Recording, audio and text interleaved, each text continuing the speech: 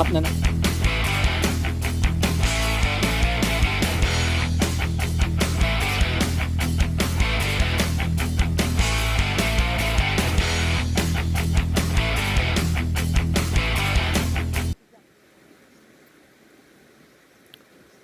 สวัสดีครับผมสวัสดีแน่ๆนักตกป่าและแน่ๆที่อยู่ในหน้าจอทุกท่านนะครับขอต้อนรับเข้าสู่บรรยากาศการตกเดี่ยวนะครับซึ่งในวันนี้นะครับผมก็จะเริ่มเล่นเป็นระยะ 3.9 นะครับสายเมนเป็น10 ปอนด์นะครับสายหน้า8 ปอนด์นะครับไปลุยกันเลยครับ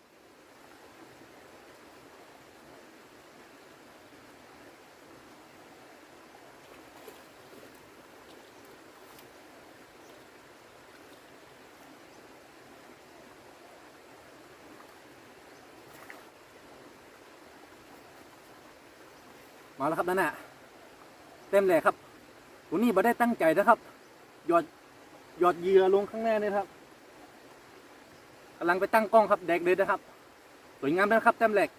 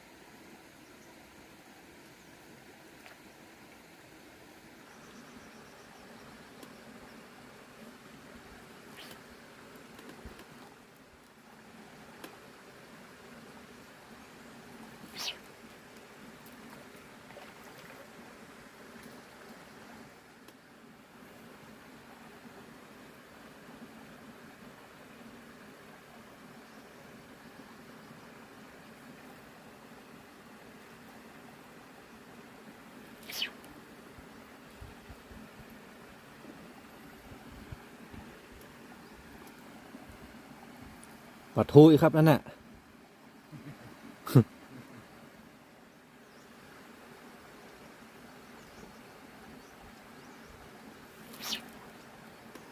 เอาโดนครับนั่นนะ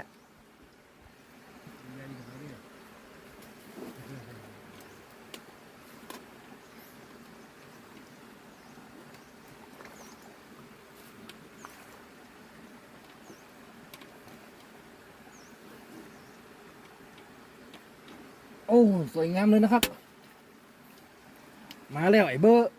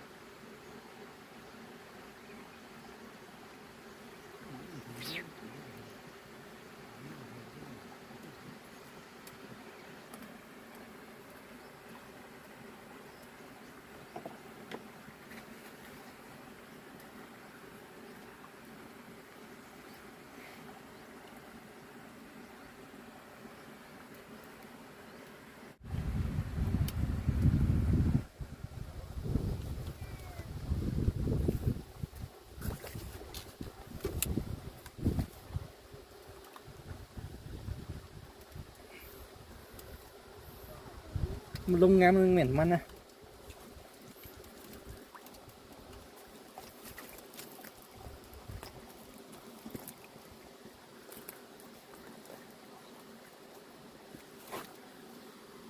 มาแล้วครับนั่นแหละแต้มแรก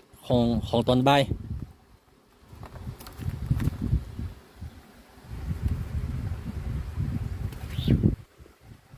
โดน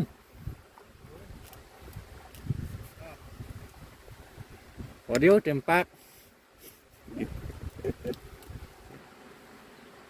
เสร็จแล้วรอบนี้นะเสร็จ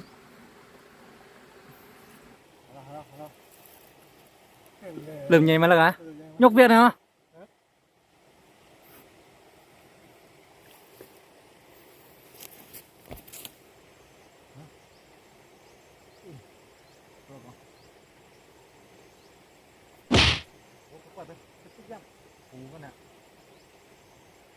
วิ่งบอสวิ่งบอส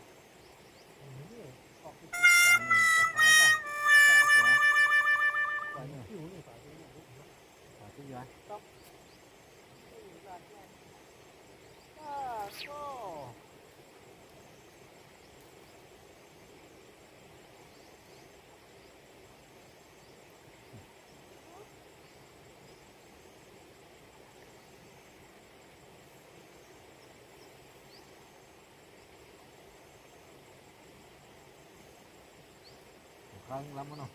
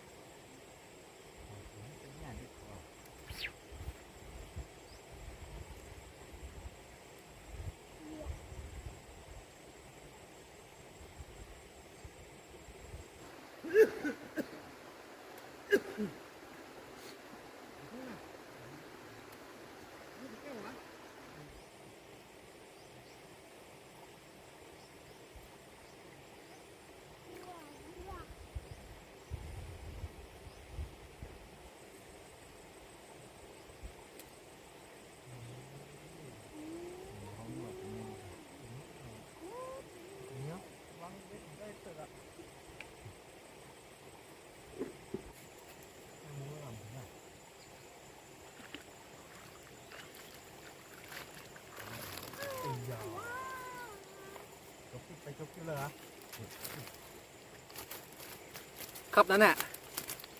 ส่งผลงานเลยนะครับก็ได้ไซเบอร์มาอยู่ประมาณ3ตัวนะครับครับสำหรับในวันนี้นะครับน้าตอมก็ต้องขอตัวลาหน้าไปก่อนนะครับ